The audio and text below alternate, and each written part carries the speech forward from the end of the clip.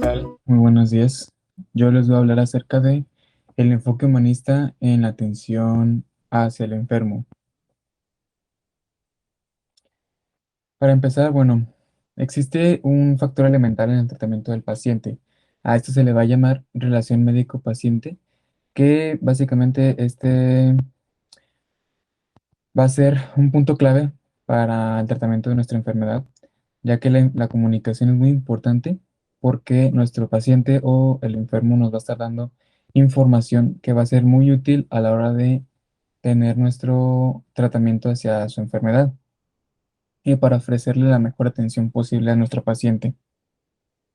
Lo más importante en el quehacer médico va a ser esta comunicación inmediata de nuestro paciente para poder tener una mejor relación y un mejor tratamiento de manera oportuna.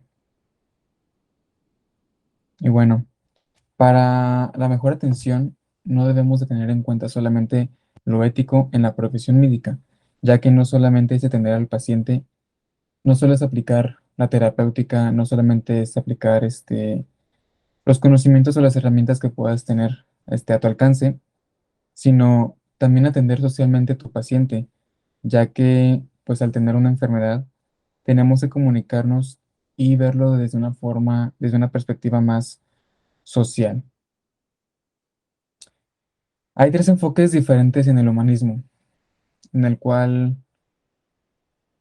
el primero, el tipo Letamendi, que pues significaba primero poner a la realidad humana del enfermo predominando en el positivismo. Es decir, teniendo en cuenta, tomándolo todo como de una mejor forma, viéndolo desde la mejor forma posible. En el siguiente tenemos el tipo Marañón, en el cual tenía un enfoque más liberal. Tomaba decisiones académicas o intelectuales enfocadas más en la política. El tercero, Don Miguel de Unamundo, en el que él tenía la cuestión humana, poniendo en el segundo plano las cuestiones sociales, políticas y morales. Dentro de estos pensamientos hay uno muy importante que es más globalizador. Se llama dinámico interpretativo, que ya no solamente va a hablar de un método científico en el cual vamos a organizar datos, números y resultados, sino enfocarnos también en la psicología, no de la enfermedad, sino también del enfermo, ya que este va a tener cambios físicos, psicológicos y emocionales y tenemos que estarlo evaluando también en cómo él se va adaptando al entorno o a su nuevo entorno que ahora va a tener dentro de su enfermedad. Muchos autores daban como causa principal de la enfermedad los factores psíquicos, haciendo énfasis en que las emociones deben de ser liberadas con una muy buena actitud o una muy buena actividad física o mental, ya que de no ser así, todo este sobrecarga de emociones actuarán sobre el organismo, sobre los órganos, mejor dicho, alterando su funcionamiento. En una parte, los neurofisiólogos dicen que todo estrés conlleva a una actividad en el hipotálamo que nos va a llevar a un estado de protección dentro de nuestro organismo, lo cual el cerebro captará y manifestará o puede manifestar las cosas con algunos trastornos funcionales. Para esto tengo o puse esta como diagrama, por así decirlo, en el cual nos explica un poco sobre cómo el estrés nos puede afectar a nosotros y nos puede llevar hacia una enfermedad. Primero, el estrés lo puede ocasionar a lo mejor un conflicto, ya sea familiar, personal o incluso de pareja. Este estrés nos va a llevar hacia una precisión de la amenaza, en el cual este no solamente puede ser iniciado por estrés, sino una incapacidad para hallar una solución. ¿Esto qué quiere decir? Pues a lo mejor si tenemos algún problema y no sabemos cómo resolverlo, pues esto nos va a llevar hacia un estado de estrés y hacia una amenaza. lo cual nos llevará hacia una tensión, a un aumento en la tensión psíquica. ¿Esto qué quiere decir? Que nuestro cuerpo va a estar en estrés constante, lo cual nos va a llevar hacia otros estados emocionales como represión, ansiedad, depresión o incluso una actitud hostil contigo mismo o con las demás personas que te pueden rodear, lo que nos lleva después a un estado emocional negativo, ya sea de desesperanza o de sentirse uno indefenso, de ya no saber qué hacer y ya ver todo de forma negativa y no encontrar una solución además, lo que nos lleva hacia una reacción de conservación y después a una vulnerabilidad somática aumentada. Esto quiere decir que conforme más nos estemos sobrecargando de estrés o de esas emociones negativas, vamos a ser más vulnerables ante enfermedades, o hacia un malestar general de nuestro cuerpo, lo cual nos va a llevar hacia la enfermedad como tal o hacia una disminución en la resistencia del sistema inmunológico, lo cual nos puede llevar a una o más enfermedades. Dentro de las enfermedades que podemos tener, aquí tengo algunos ejemplos como es cefalea, asma, úlcera renal o alergia. Estos básicamente son algunos ejemplos, pero no son los únicos que podemos manifestar dentro de un estrés en constante evolución. Ralph Carballo, un autor, eh, nos explicaba o nos decía en algunos de sus literaturas que no se trataba solamente de ver al sujeto como un enfermo, con un conjunto de funciones que debemos de, de tratar o de ayudarlo a mejorar, sino que también este paciente tiene una historia detrás de todo esto. Entonces, no solamente verlo como un enfermo, sino como una persona humana con necesidades fisiológicas, psicológicas y emocionales. Y bueno, ya en conclusión de mi tema, el tratamiento de una enfermedad va más allá de un medicamento, de una técnica o de una exploración médica. Debemos tener dentro de nuestro abordaje como médicos la perspectiva psicológica dentro de la enfermedad y hacia el enfermo. Muchas veces se nos pueden presentar algunos pacientes con padecimientos o malestares en los cuales el medicamento no nos va a poder curar por completo o a lo mejor solamente parcialmente curarlos o ayudarles con la molestia. Y aquí es donde la psicología va a entrar como un método de diagnóstico que podemos utilizar, evaluando el control de las emociones y de los sentimientos que el enfermo puede tener, ya que tal vez esta sea la causa de la molestia.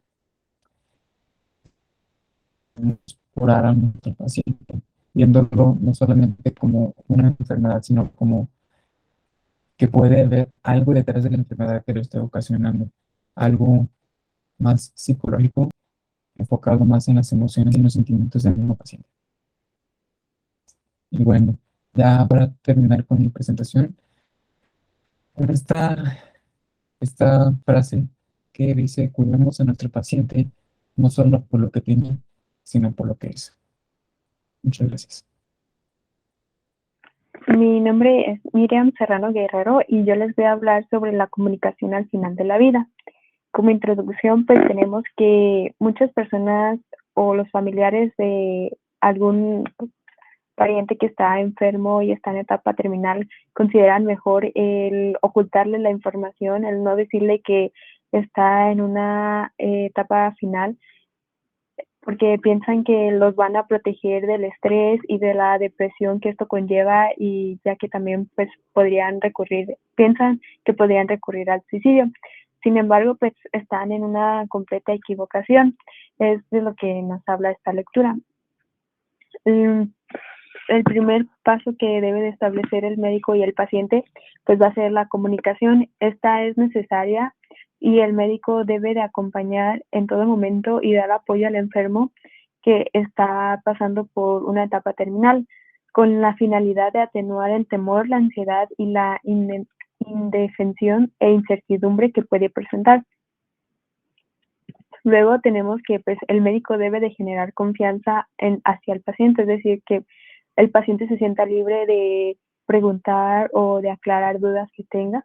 Y esto pues se va a mantener con una buena comunicación, va a haber una tolerancia, una simpatía, cordialidad y pues que haya presencia física, es decir, que pues el paciente siga yendo a consulta. Se dice pues que cuando no hay una adecuada preparación académica de los médicos, pues ellos no están preparados para dar una mala noticia, responder preguntas difíciles, informar el diagnóstico, escuchar a la familia y pues soportar y atender los silencios del enfermo, lo cual pues juegan un papel crucial a la hora de la comunicación. Luego tenemos la esperanza, pues esta es el compromiso del presente abierto hacia el futuro. Con la confianza y la comunicación, el médico puede crear esperanza en el paciente, no esperanza a que se va a aliviar o va a obtener un milagro, sino esperanza a que los días que le resten de vida o lo que dure la enfermedad, pues lo viva bien, disfrute de la vida, salga, conozca nuevos lugares, ya que pues en la ausencia de la esperanza se va a producir un tormento en el interior a un nivel psíquico, espiritual y afectivo que pues va a destruir las ganas de vivir. Y aquí están unos aspectos que deben de saber los médicos al dar la noticia, pues deben de saber escuchar. Esto pues van a van a escuchar a los enfermos lo que dicen, cómo lo dicen y además van a interpretar sus palabras y también es importante considerar la comunicación no verbal, ya que habla muy fuerte, es decir, cómo hace, cómo se comporta, cómo reacciona. Luego está la aptonía, pues aquí hay un acercamiento táctil y afectivo. Un ejemplo de esto pues es el estrechar la mano, el apoyo sobre el hombro o sobre el brazo, como se puede observar en las imágenes, un abrazo, secar el sudor o incluso las caricias. Luego está la información y comunicación, pues aquí debe de haber una atmósfera de confianza principalmente entre el médico y el enfermo y además debe de haber una información adecuada y bien administrada. Esto va a facilitar la adaptación de la realidad del presente, es decir, pues puede que el paciente tome de una mejor manera la noticia. Luego están estos tips a considerar de cómo dar la noticia. Pues primero se debe de establecer el primer grado de información de la persona, su cultura, su capacidad para afrontar el problema. Aquí se sugiere que primero se entrevista al paciente solo, que se evalúe, luego se evalúa a los familiares y una vez que el médico conoce un poco mejor a la persona y a sus familiares, pues ya tiene en cuenta cómo puede reaccionar y se le da la noticia. Luego se debe de averiguar qué es lo que quiere conocer, es decir, qué es lo que el paciente desea saber. La información que se le dé debe de ser realista y en términos accesibles, es decir, no se le va a hablar con términos médicos o muy técnicos porque no va a entender. Luego, no se debe de dar demasiada información para evitar un bloqueo del paciente. Se debe de comprobar que la información haya sido recibida, es decir, que el paciente haya entendido lo que el médico le dijo. Se debe de realizar la entrevista en presencia de un familiar. No se debe dar por terminada la entrevista hasta que el enfermo quede confortado, es decir, no se va a terminar la entrevista hasta que haya entendido. Y se debe de dar la información en una habitación sin interrupciones, sentados y sin prisas. Pues como conclusión, aquí se dice que pues el paciente tiene todo el derecho de saber la gravedad de su enfermedad y si está en un estado terminal o como haya sido, con con el beneficio de que él tome la decisión de cómo afrontar las cosas y también el doctor es un pilar muy importante en cómo lo va a tomar, ya que pues habiendo buena comunicación y buena confianza, pues puede que todo la lleve mejor. Bien, ahora vamos a pasar a hablar sobre la comunicación verbal y la comunicación no verbal. Siempre en la relación médico-enfermería y paciente va a existir un continuo intercambio de mensajes del cual va a depender la eficacia para abordar un diagnóstico y la eficacia terapéutica. Por ello, nosotros como seres humanos tenemos dos formas de comunicarnos, la comunicación verbal y la comunicación no verbal. La experiencia clínica cotidiana, a consecuencia del escaso tiempo para atender un paciente que se tiene en los pases de visita al médico, se ha visto una gran disminución del intercambio verbal entre el paciente y el médico, lo cual ha tomado como el primer y más importante instrumento terapéutico a la palabra. Por ello, el mensaje de los procesos de comunicación son especialmente importantes. La forma en hacer afirmaciones, preguntas y dar respuesta es muy importante en el proceso de comunicación, ya que la forma en la que se ordenan las palabras en una afirmación o en una pregunta pueden afectar en gran manera la forma en que contesta el paciente, y esto puede llegar a ser fácil o difícil que el paciente responda de manera adecuada.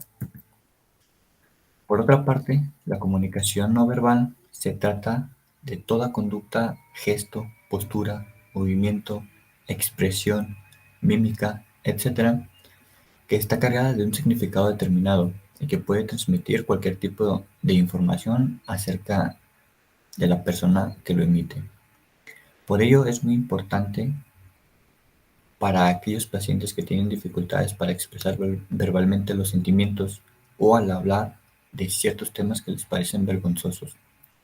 Asimismo, en ocasiones en el que el sistema verbal se ve afectado por alguna enfermedad, la comunicación no verbal se convierte en la única vía de comunicación entre el paciente y su médico. Gracias.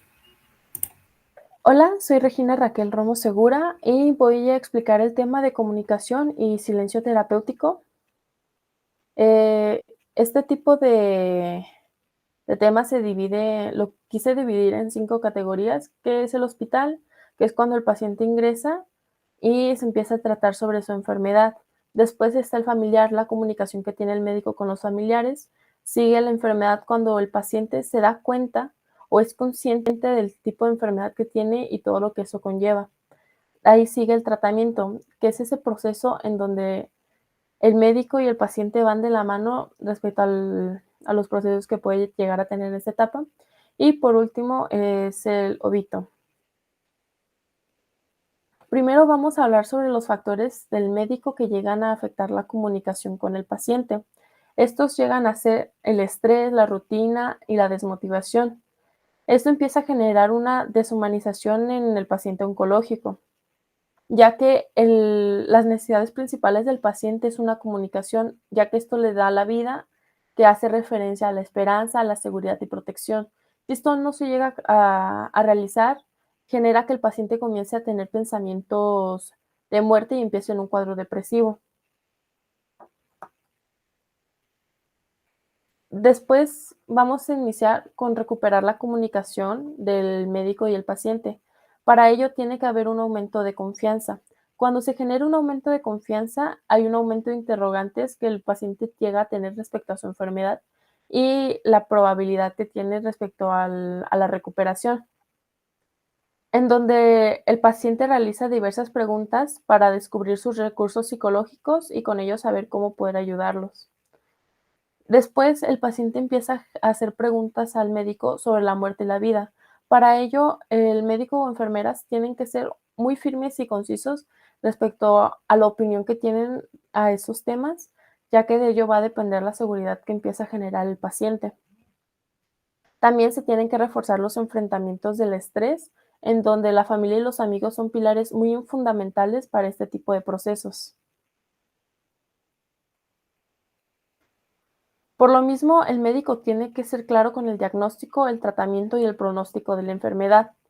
Se tienen que realizar reuniones periódicas entre médico y familiares, esto con el fin de poder aliviar el dolor que comienzan a tener en este proceso. Se hace un grupo terapéutico en donde se trata de aclarar las creencias de la familia y también las creencias del paciente, en las que éstas tendrán mayor prioridad. También en el grupo terapéutico se trata de resolver los conflictos que se comenzaron a tener cuando hubo un agravio en el paciente.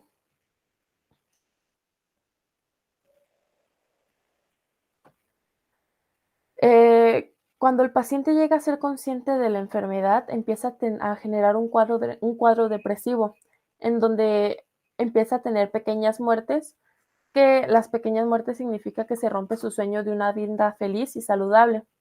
Estas pequeñas muertes generan un retroceso en la comunicación que se tuvo con el médico y genera una vulnerabilidad, ya que el paciente empieza a sentir cólera y abandono hacia sí mismo, generando que haya una disminución inmunitaria y llega a agraviar más los tumores. Por lo mismo, cuando se generen este tipo de situaciones, se le debe dedicar el tiempo necesario al paciente sin querer hacer demasiadas prisas. Debes de seguir el tiempo que tenga el paciente para procesar ese tipo de información. Y con eso mismo vas a llegar a romper la barrera del silencio que el mismo paciente llegó a hacer. Por esto, el paciente llega a presentar una incertidumbre del diagnóstico y una preocupación de su futuro. Por lo mismo, el médico tiene que tener una comunicación lenta y con pocas palabras. Se deben de aclarar las dudas que el paciente tenga. Y si el paciente decide estar solo, el médico debe de ofrecer la ayuda hasta que éste lo rechaza de manera directa. Cuando se llega a rechazar, no significa de que el médico lo debe de dejar solo. Se tiene que dar el espacio, pero sin llegar a desatender al paciente. Cuando el paciente se da cuenta de que se respeta su decisión y están al pendiente de su bienestar, él se va a comenzar a abrir, en donde el médico volverá a repetir las explicaciones y el paciente entrará otra vez en la confianza y generará una recaída, en donde el médico deberá de reforzar las estrategias que se habían comenzado a utilizar al principio del enfrentamiento. Conforme se acerca la muerte, se debe de continuar la comunicación con los pacientes y los familiares. Sobre todo, se debe de mantener la dignidad hasta la muerte del paciente y se debe de respetar la decisión que el paciente decida, ya sea si quiere morir en casa, en donde se deben de mandar los cuidados terapéuticos, y además de que se le debe de informar a la familia sobre la detección del óbito.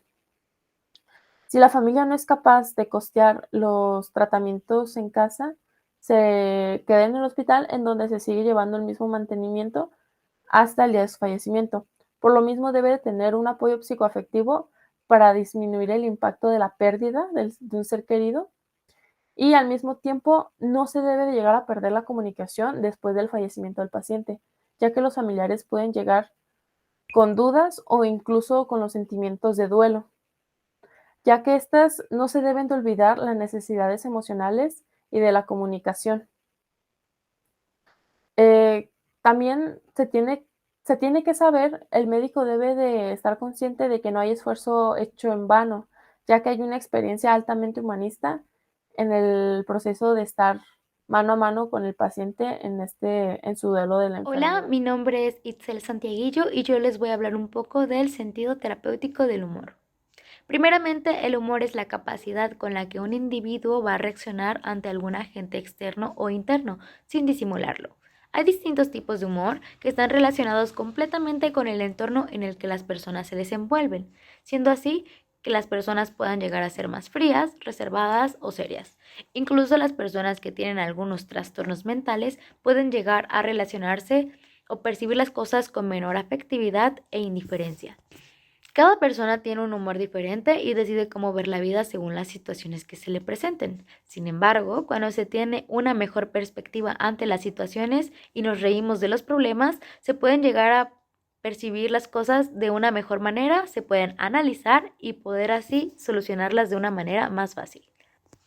Y es que el sentido terapéutico del humor no simplemente se basa en el mecanismo psicológico de defensa que tiene, sino que también puede llegar a prevenir los desequilibrios nerviosos ante agentes estresantes. Para esto existen distintas estrategias donde lo utilizan a su favor y se toman un descanso ante algún estímulo durante aproximadamente 10 minutos, donde literalmente se ríen y expresan su humor de alguna manera para poder así prevenir lo antes dicho. En conclusión, el mal humor guarda bastante relación con el estrés y juntos pueden llegar a desencadenar algunas patologías. a corto o largo plazo, siendo más frecuentes de lo que se cree. Incluso estos síntomas pueden llegar a ser pasados por alto, ya que son muy comunes. Pero si se tiene un poco de espacio para una sonrisa y se tiene un momento para ver con mejor humor la vida, se puede llegar a prevenir. Hola. Empatía como clave de la comunicación en la ayuda al enfermo. Bueno, primero empezaremos con el apoyo social. Este parece construir un importante factor que va a mitigar los efectos del estrés psicosocial y de la disfunción inmune asociada, ya que se desconocen los efectos que este puede tener sobre el desenlace de la enfermedad. Esto más cuando sobre el estrés y la depresión. La intensidad de los cuadros clínicos va a depender mucho de los factores sociales, psicológicos, la existencia de dolor, la adaptación del paciente a la enfermedad y la forma de enfrentarse a ella. Factores que van a complicar la evolución psicológica del enfermo oncológico van a ser el aislamiento social, las pérdidas recientes, la tendencia pesimista, la presencia del dolor, las presiones económicas, los antecedentes del trastorno del humor, entre otros. Bueno, la empatía. Mediante la empatía podemos reducir la sensación de impotencia e inadecuación debido a la falta de información. Una relación empática produce una disminución del cuadro depresivo,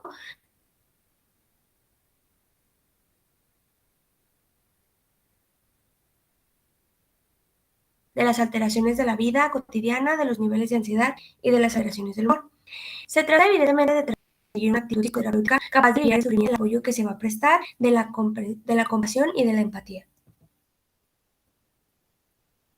Algunos beneficios ecológicos son la disminución de los problemas emocionales, confusión y aislamiento social, la reducción significativa de la disfunción sexual, establecimiento de formas efectivas de enfrentarse a los problemas psicológicos, la reducción del efecto negativo, el empleo más activo del tiempo, el aumento de la tasa de retorno a las actividades vocacionales y la perspectiva más realista sobre la vida.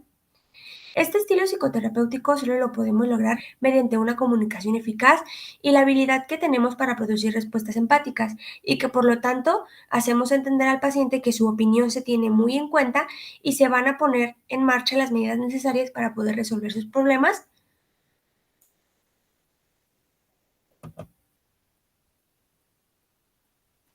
Bueno, como conclusión, tenemos que entender que la empatía es una actitud, un estilo de vida, una habilidad de comunicación que favorece en su total el desarrollo de las relaciones interpersonales positivas y que entre más abundante sea nuestro conocimiento y práctica sobre esta, más vamos a poder avanzar en la relación con los pacientes. De esta forma vamos a poder conseguir un mejor estado psicológico. Eso es todo de mi parte. Muchas gracias. Hola, mi nombre es Alfonso Díaz y les voy a hablar sobre la Ley de Autonomía del Paciente. Esta ley mantiene el máximo respeto a la dignidad de la persona y a la libertad individual, garantizando la salud en condiciones de escrupuloso respeto a la intimidad personal y a la libertad individual del usuario. En el capítulo 1 de esta ley habla sobre los principios generales, en el cual el artículo primero nos menciona el campo de aplicación de esta ley, la cual tiene como objetivo la regulación de los derechos y obligaciones de los pacientes, usuarios y profesionales, así como los centros y servicios sanitarios públicos y privados. Y el artículo 2 de esta ley nos menciona algunos principios básicos, entre los cuales destacan obtener, utilizar, archivar y custodiar y transmitir la información y la documentación clínica, respetando la autonomía y la intimidad del paciente. Toda actuación médica requiere del consentimiento informado del paciente. El paciente tiene derecho a decidir libremente las opciones terapéuticas que se le ofrecen. Todo paciente tiene derecho a negarse al tratamiento, sin embargo, este debe quedar por escrito y hay algunas excepciones. Todos los pacientes deben de facilitar los datos sobre su estado físico de manera leal y verdadera. La persona que elabore o tenga acceso a la información y a la documentación clínica está obligada a guardar la reserva de vida. Estos puntos se irán tomando en cuenta más adelante durante esta presentación. En el capítulo 2 de esta ley se trata sobre el derecho a la información sanitaria mencionando en el artículo 4 que todo paciente tiene derecho a conocer toda la información disponible sobre su salud, así como tiene derecho a que se respete su voluntad a no ser informado. En el artículo 5 se menciona que la información también se le debe proporcionar a las personas vinculadas a él, como puede ser la familia, en medida que el paciente pues lo permita. En el artículo 6 también se menciona que tiene derecho a la información epidemiológica. El capítulo 3 de esta ley se trata sobre el derecho a la intimidad, en el que se señala que se debe respetar la confidencialidad de sus datos de salud. El capítulo 4 habla sobre la autonomía del paciente, retomando el tema del consentimiento informado, el cual puede ser verbal, pero debe ser escrito en casos de cirugía, procedimientos diagnósticos y terapéuticos invasores. El personal de salud puede hacer intervenciones sin el consentimiento del paciente en casos de que exista un riesgo para la salud pública o en el que haya un riesgo inmediato a la integridad física del paciente. Se puede usar el consentimiento por representación solamente cuando el paciente no sea capaz de tomar decisiones o cuando el paciente que es menor de edad no sea capaz, tanto emocional como intelectualmente, de tomar las decisiones por sí mismo. En el capítulo 5 se habla sobre la historia clínica y su contenido. Este capítulo menciona que la historia clínica debe ser usada para garantizar la asistencia adecuada del paciente. También se menciona que en los centros sanitarios tienen la obligación de conservar la documentación clínica en buenas condiciones.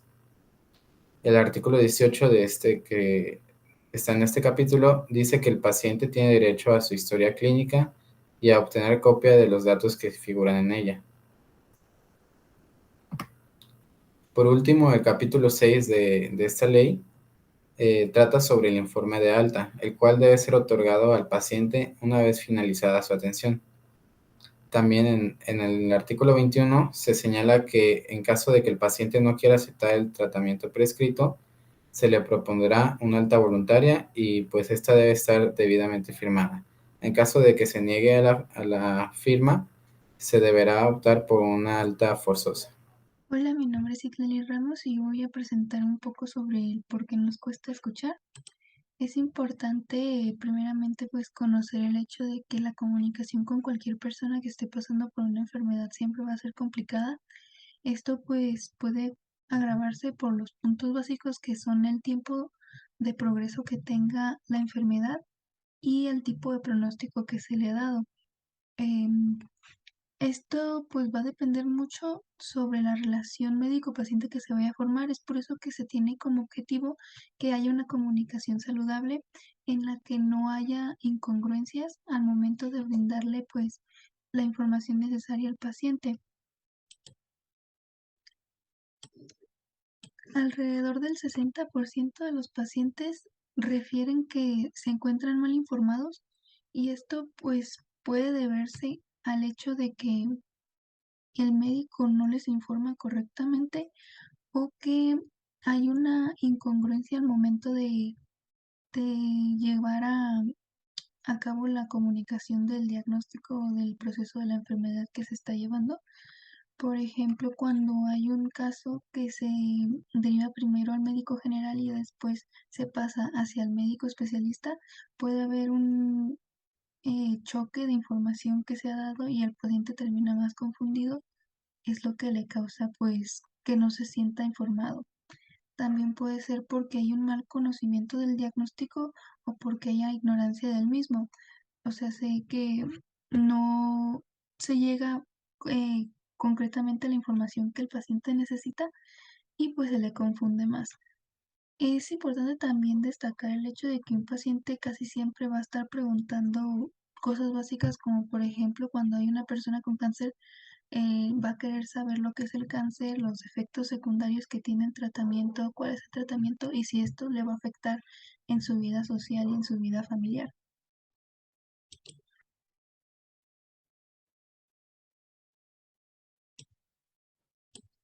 También es importante destacar que existen barreras lingüísticas que separan la comunicación asertiva que se podría tener con el paciente.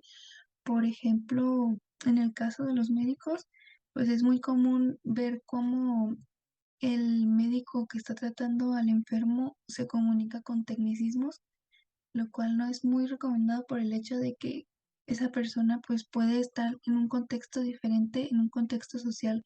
Por ejemplo, tiene una educación distinta, la cultura es diferente.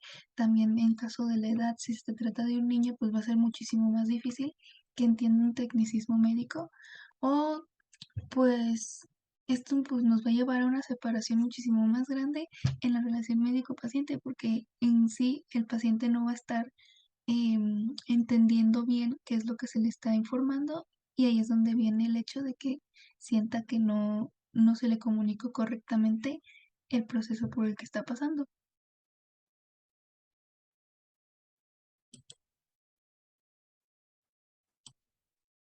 Ya hablando sobre la escucha, pues alrededor del 40% total de la comunicación se trata de escuchar. Siempre va a haber un problema en esto porque no siempre se va a estar abierto a escuchar a la persona, y es ahí donde entra el hecho de que la persona, el enfermo, pues no se va a sentir escuchado y va a pensar que todo se va a tratar sobre su enfermedad. Entonces ahí va a existir otra barrera entre el médico y el enfermo por el hecho de que se va a sentir como la enfermedad y no se va a sentir como una persona. Entonces va a haber carencia de autoestima, van a haber problemas personales que van a afectar en sí al paciente. Es por ello que cuando se trata de llevar a cabo una comunicación correcta con él, se trata de escuchar para que así podamos brindar el respeto necesario y que haya una ética correcta con el paciente y se pueda sentir como una persona. Esto nos va a ayudar a que el vínculo médico-paciente pues sea más fuerte, y claramente que el paciente vaya a mejorar correctamente y se sienta mejor y se sienta valorado como tal. Y esto pues nos va a abrir más caminos dentro de la comunicación con él.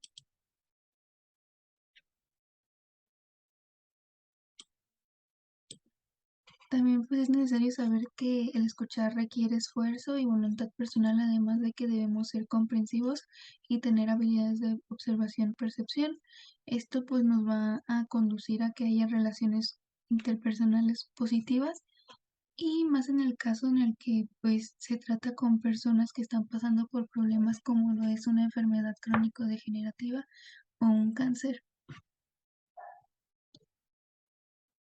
Hay varias técnicas que nos ayudan a lograr una buena comunicación en caso de que los pacientes no estén tan abiertos, como podría ser la técnica de el ancla psicológica, que nos va a ayudar a tratar de calmar al paciente. Si se encuentra agresivo, llevarlo a un estado de calma que nos ayudará a brindar la información más tranquilamente y así lograr una comunicación mejor.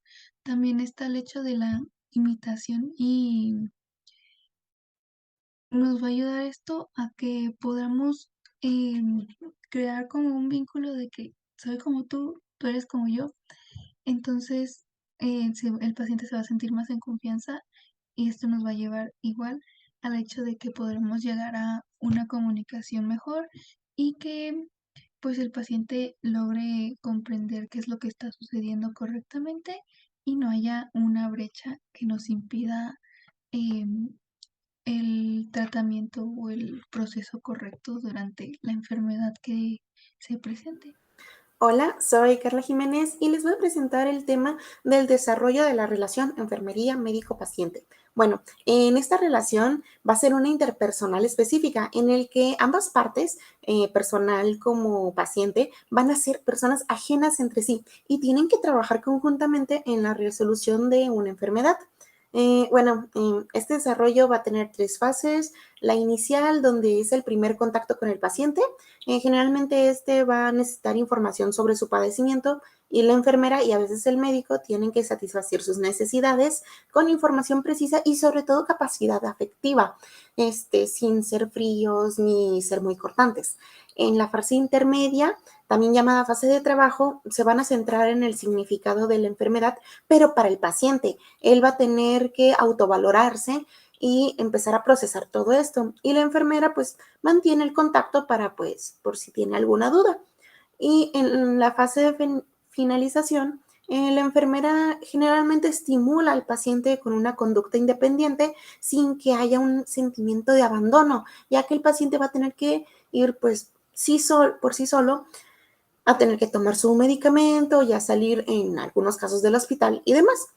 Pero hay algunas dificultades que para desarrollar estas relaciones muy curiosas, como pueden ser problemas de neutralidad afectiva, en el cual la enfermera o el médico se van a percibir con un puesto como superior del paciente y los va a rechazar. O a veces el médico no quiere entablar un desarrollo afectivo que pueda desviar su objetividad científica. O hay algunos casos más curiosos en los cuales el médico, la enfermera o el paciente tienen un parecido físico con algún familiar o conocido importante para alguno de estos tres, que va a hacer que ese desarrollo afectivo sea un poco complicado. Y pues finalmente también es muy necesario en esta relación el desarrollo de lo que es la enfermería y el médico, ya que a pesar de ser colegas de trabajo clínico, las enfermeras llegan a percibir a los médicos como arrogantes, sin capacidad de trabajar en equipo, incomunicados y a veces que ignoran la opinión y labor de las enfermeras, cosa que se tiene que trabajar en un futuro. Pero bueno, eso fue todo. Muchas gracias. Soy Valeria Cueto Tobar y yo les voy a hablar de las recomendaciones para mejorar la comunicación. La comunicación médico-paciente o viceversa puede llegar a ser complicada debido a la presencia de errores en la comunicación.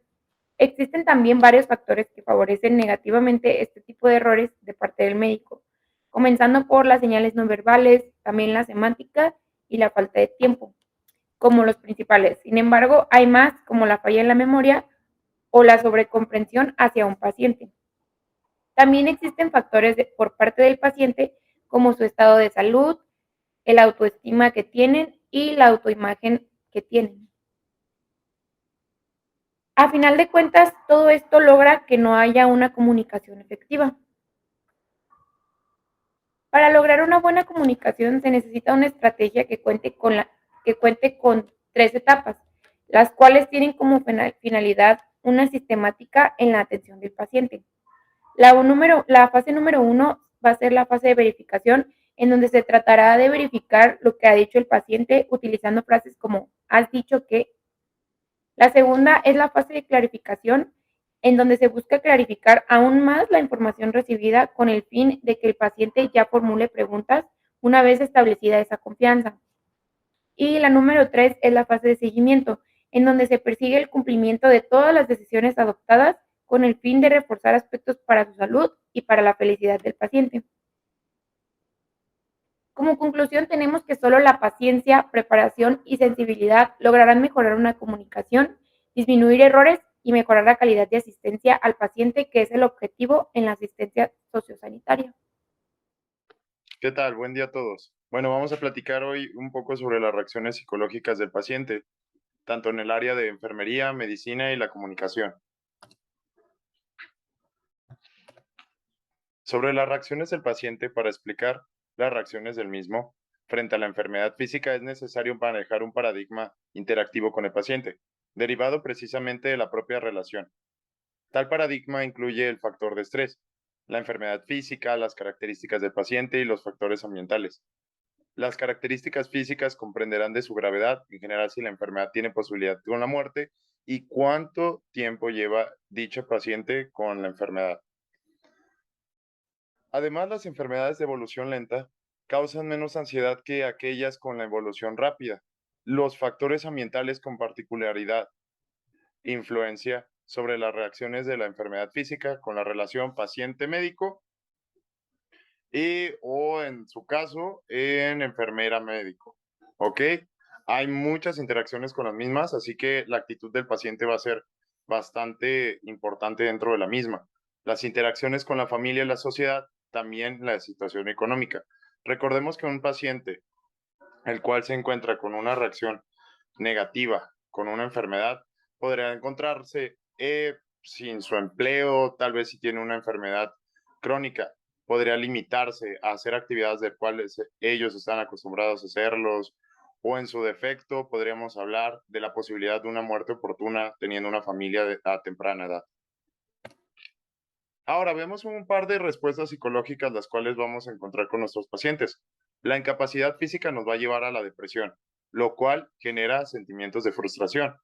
También nos conlleva hostilidad, cambios en el estilo de vida, lo cual genera dependencia y una solicitud excesiva, culpabilidad y disfunción. ¿Ok? Esto en el área tanto familiar, social o hasta laboral. ¿Ok? Además, ¿qué conlleva el hecho de enfermar? Existe un proceso el cual cada paciente va a vivir y depende mucho de la enfermedad que conlleve, pero la mayoría va a seguir este patrón. Al enfermar, normalmente la mayoría de las personas van a hacer una negación de la realidad. Además, va a entregar a la enfermedad, la masoquista, la ganancial y la hipocondríaca. La evasión del mundo, de las fantasías y de los sueños por el mismo hecho de la enfermedad. La evasión al mundo del alcohol y otras drogas, una enfermedad crónica y una situación insoportable. Y la movilización del acto agresivo, mecanismos autopunitivos y el suicidio. Tenemos que tener en cuenta que siempre que una persona conlleve una reacción fuerte debido a este tipo de noticias, vamos a tener que tener en cuenta que vamos a tener que derivar a la persona con el correspondiente. Además de intentar hablar con ellos para empatizar y explicar la situación y los modos en los cuales se puede abordar, ya que aunque lo tenemos en cuenta que algunas enfermedades el pronóstico es malo, siempre hay que buscar la mejor posibilidad para el paciente, buscando su integridad y su salud, tanto física como mental. Ahora, la enfermedad física, en patología, la patología neurológica, tanto un cáncer puede conducir a la incapacidad. En estas circunstancias, el papel del médico y de la enfermera siguen siendo esencialmente vitales, pues el enfermo en muchas ocasiones solo tiene puente de comunicación o estímulo a su médico o a su enfermera. Recordemos que la mayoría de personas va a sentir cierta empatía con nosotros y confianza al hecho de que vamos a ser los únicos que tal vez en este caso sepan sobre su enfermedad.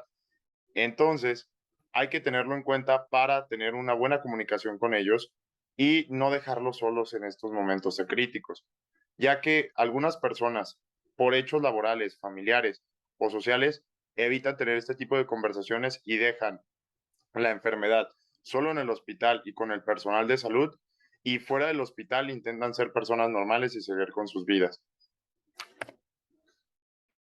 Ahora, ¿qué pasa con los tipos de conductas con los pacientes? Al enfermar tenemos dos tipos de conductas, los cuales se pueden ir. Estos dos caminos se van a derivar de esta forma. Al enfermar podemos tener una regresión pasiva y dependiente, una entrega ciega a los cuidados de la enfermera y la enfermera tales como una buena madre. O en su defecto podemos tener una regresión caprichosa y rebelde, caprichos alimentarios y medicamentarios y una rebeldía, ¿ok? Hay que identificar estos dos patrones, ya que tanto uno como el otro pueden ser reacciones psicológicas ante dicha enfermedad y no se puedan abordar de la manera adecuada. Así que hay que darle un tratamiento asertivo para que se puedan lograr el objetivo. Ahora, ¿cuáles son las formas de afrontar la incapacidad? La depresión no solo va a afectar a nuestros pacientes, sino que también a las enfermeras y a los médicos que estén tratando con nosotros, ya que se siente profundamente frustrado nuestro paciente. Y tanto a nosotros que nuestro paciente esté frustrado, puede generarnos cierta frustración de que las cosas no están dando los resultados como nosotros lo esperábamos. Entonces, el pronóstico que nosotros habíamos prometido, en este caso, podría incumplirse y empeora solamente el proceso. Por lo tanto, evidentemente, la incapacidad implica profundos cambios en el estilo de vida y un nuevo esfuerzo a la adaptación. Una vez más, el médico y la enfermera, atentos al estrés que la enfermedad genera, deberán tratar de intervenir en ese estrés familiar con el fin de asegurar plenamente el equilibrio de la familia. Recordemos que muchas personas van a llegar solas con nosotros, pero tanto las personas que llegan solas con nosotros, existirán casos en los cuales habrá padres y madres de familia los cuales vamos a estar atendiendo y no solo tendremos el estrés de nuestro paciente, sino de los mismos familiares.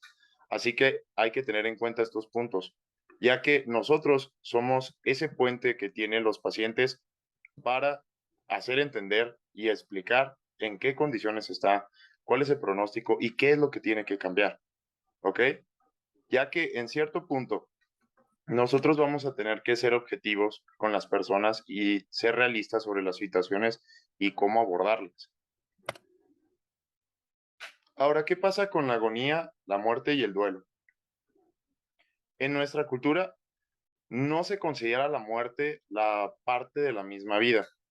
No existe como tal un modelo psicopatológico que tengamos que seguir de la muerte, sino que vamos a tener que adaptarlo a la vida de cada uno de nuestros pacientes, ya que para nosotros no es fácil y difícil aceptar la muerte como algo inevitable y por ende vamos a tener que hacerlo y hacerles llegar a nuestros pacientes dicha observación.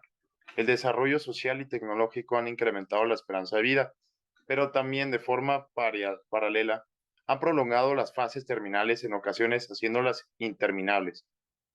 El ser humano, como ser vivo más evolucionado, ha conseguido comprender leyes de la materia y de la vida, pero no ha logrado lo mismo con la muerte. Queda el consuelo de pensar que algún día la muerte será evitable.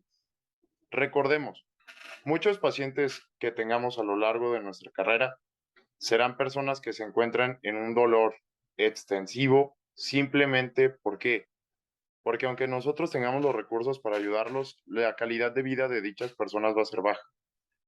Entonces, no solo estamos afectando a la persona, sino que estamos afectando su vida por completo. Su vida no va a llegar a ser la misma y también cómo sus relaciones, cómo podrían aceptarse a dicha agonía. Así que existen ciertos procesos los cuales vamos a tener que abordar cuando tengamos este tipo de problemas. Para concluir con nuestra presentación, vamos a ver las acciones psicológicas del duelo, en los cuales tenemos un par de puntos que tenemos que seguir. Tal vez con todos los casos vaya a ser diferente, pero tenemos ahora un pequeño programa el cual nos muestra una base de puntos en la cual nosotros vamos a tener la conclusión exacta para abordar dichos temas, ya que en los cuales dejar a la persona que hable y ayudarla a hacer real la pérdida sería nuestro primer punto. Recuerde que no todas las personas aceptan cuál va a ser el problema en estos tipos de casos. La mayoría de las personas siguen en la etapa de negación y tenemos que hacerles entender y ayudarlos en el hecho de reconocer cuál es la pérdida. Tal vez es la pérdida de un familiar que está a punto de fallecer o de perder un estilo de vida. Además, hay que permitir que exprese lo que siente: ira, culpabilidad, ansiedad, tristeza. En este caso, nosotros solo vamos a servir como conductos de información, pero no debemos cerrarnos a la idea de que los pacientes no están pasando por una buena situación, ya que debido a la enfermedad, este tipo de ocasiones van a ser bastante críticas para ellos. Necesitan a alguien que los comprenda, ya que nosotros estamos dentro del área y tenemos que dar tal vez nuestro apoyo hasta el punto ético que nos lo marcan los planes. Y después, si nosotros no es parte de nuestro trabajo, derivarlo con una persona que pueda ayudarlos con dicho proceso. Además, ayudarles a afrontar la vida sin la persona querida, dar tiempo al proceso de duelo, asegurarle que su conducta y reacciones son normales, tratarlo de forma individual, proporcionándole el aporte necesario y observar si presenta reacciones de mala adaptación. Ok, dentro de esta parte podemos adaptarlo, depende de cada uno de nuestros pacientes, ya que recordemos que nuestro trabajo no solo es con los pacientes, sino que siempre vamos a tener las interacciones externas de personas que sean allegadas a nuestro paciente, tanto familiares, amigos, relaciones. En este caso, nosotros formamos parte no solo de una persona, sino de un círculo de personas que rodean a nuestro paciente. Por ende, tenemos que tener la cordura y la empatía para lograr tener una buena aceptación de dicha enfermedad. Y bueno, con esto concluimos la presentación. Fue un placer. Muchas gracias.